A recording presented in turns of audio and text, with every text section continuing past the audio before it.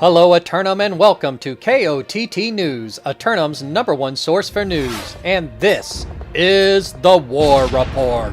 No change in the dynamic of Eternum last night, but lots of action tonight, so let's get into it. Tonight's simulated fantasy combat resolutions are brought to you by LARPCO. LARPCO patent-pending foam core technology is built for both safety and longevity, so remember, if it isn't LARPCO, it's cardboard. Up first, it's the Covenant company Iterum, making their debut against the forces of Elysian for control of the fish markets of Reekwater.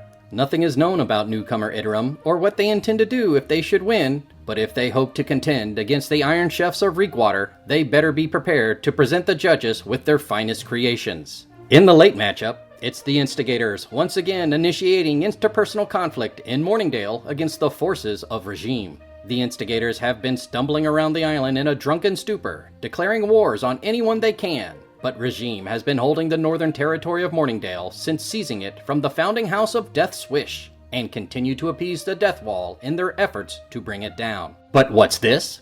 Mad Prophet seeks to overthrow the forces of Primordius Virtue? But when did Primordius recapture Brightwood? Wait, what? Elysian seeks to overthrow the forces of Sea and Panda for control of the medical hot springs and bamboo preserves of Vebenscale? Then, the forces of Sea and Panda will instantly declare their right of rematch against Elysian. I guess they know they're going to lose or something.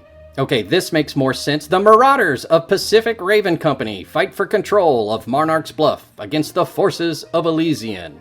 And after that, the forces of Regime will be launching an assault on Everfall against the reigning Neverfall champs, Elysian. But Church of Disrespect will charge into Everfall as well tonight. Will this joint military exercise be enough for these two factions to topple the champs?